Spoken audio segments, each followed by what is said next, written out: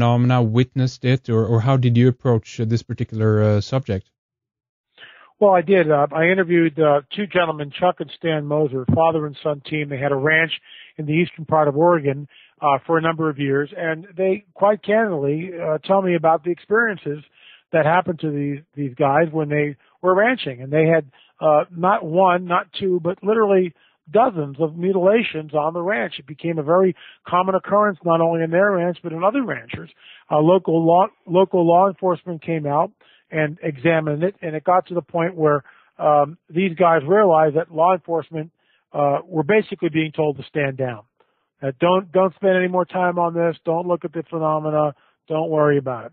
What's bizarre about the cattle mutilation, what's really bizarre about the cattle mutilation, is the cattle is taken often, most likely at night, and then the cattle is returned to the ranch. But all the blood is drained in most instances. The rectum could be cored out with surgical precision. The jawbone, the flesh on the jaw could be stripped with surgical precision. The eye could be removed. The udders, scrotum, sexual organs of a bull, all could be removed with surgical precision. And then, of course, the carcass is just left in the field. Once again, the calling card of a Luciferians is that of fear. And that's exactly what we see. We see that this creates great fear to the ranchers and anyone who's dealing with this stuff. And these guys were, scared. What am I looking at here? What's causing this to manifest on my ranch? Why do I have to deal with this? And some of these locations, we're just miles from anywhere. I mean, if it's some kind of a satanic prank or something, it sure is ridiculous. That people drive hours out in the middle of nowhere, on some rainy night or whatever to butcher a cow and then leave it. But here's the deal. There's no footprints around the carcass. The coyotes don't touch the carcass. And look, I live in an area where coyotes eat anything. I mean, let me tell you, coyotes will eat anything. Nothing goes to waste with a coyote. They chew the bones up. I mean, that's it. So the coyotes won't go near these things. Chuck and Stan talked about one mutilation where the horse, shied away from it, bucked, wouldn't get near the carcass, was absolutely terrified. There's like some sort of a what I call psychic residue. In other words, there's a force there that lingers around the carcass. And of course, this is, look, the blood, and I've read this before, that bovine blood is similar to human blood. And in fact, they are actually using it in some transfusions in emergency medical procedures. Yes. So, it's who knows what's going on here. Abductees talk about seeing vats and vats and vats of alien-human hybrid in underground bases. What's filling the vats? And it also says that, surely if you were going to, mutilate a cow like this, wouldn't you then dispose of it? If you had a kind of craft that moved at 10,000 miles an hour, wouldn't you just go to another state and drop it in the middle of some forest someplace, or in a lake where no one would see it, or, in the ocean? I mean, wouldn't you do something with it other than return it to the ranch that you got it from and deliberately drop it in a place where you're sure the ranchers are going to see it? It's deliberate. It's done deliberately. Once again, it's malevolent. It's nefarious. It's evil. Every state every country on this planet, you've committed crimes.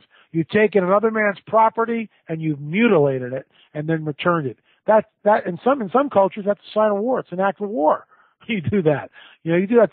Go down in Africa and do that to the Messiah and see how far you get. That's an act of war. And so it is. So how anybody can think that this is somehow, they're just doing it because they're superior than us. Baloney. It's malevolent. It's done with malicious intent to cause fear and consternation in those who look at it. Do you think that there could be any kind of involvement in regards to? I mean, I've heard stories about releasing viruses, bacteria, different types of things that would do ill to human beings. That either that this is disseminated through the cattle that many people eat and so forth, that this is some kind of disease spreading here, or could it be some kind of tracking going on a disease or something like that? Any ideas? Well, again, we're not privy to all the information. We really don't know what's going on. We get glimpses. We have parts of the puzzle. And what the scenario that you described is certainly as viable as anything else anybody else can come up with. I mean, why not? Who knows? Are they creating pathogens? Who knows? Who knows what this is? I personally believe it's part of the ongoing breeding program, and that they use the material, the genetic material, to create these artificial wombs where the hybrids are grown. That's my theory, based on what the contactees are saying, what people who have been down in these underground bases, and apparently seen some genetic anomalies which are just terrifying. Genetic experimentation which is going on. I mean, look. Once again, it goes back to that prophecy which we talked about in the first hour, that in the days of Noah, so will be when the Son of Man returns.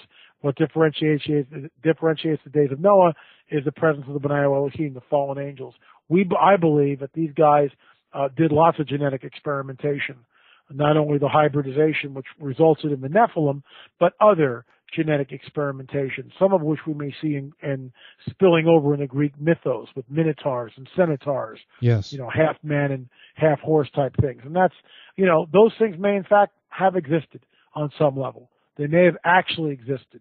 It might not just be colorful mythos that we've got handed down to us thousands of years later. That they may be speaking of, this may have lingered over in the human psyche and talked about sort of behind closed doors with Noah and his sons, as they talked about those days, almost in fear and trepidation, because what was going on was an abomination. What was going on was an abomination, and we in the United States with Amgen, we can manipulate the genome. We can begin to do things genetically that 50 years ago was just a pipe dream. Now we're seeing it. So knowing that these entities are super scientists, albeit demented super scientists, what Frankensteinian creations may be going on underground bases or aboard these ships? Who knows? Food for thought. Lynn, I don't know if we touched upon this last time you were on, but it's definitely worth bringing up and mentioning in any case again. And this is that idea that this is a way for these beings to kind of enter their spirit into these bodies that they potentially then are kind of building, constructing, growing for themselves. This is a way for spirit to become flesh, if you will, and this is the only way for them to actually physically come into our world and interact or in some way even integrate or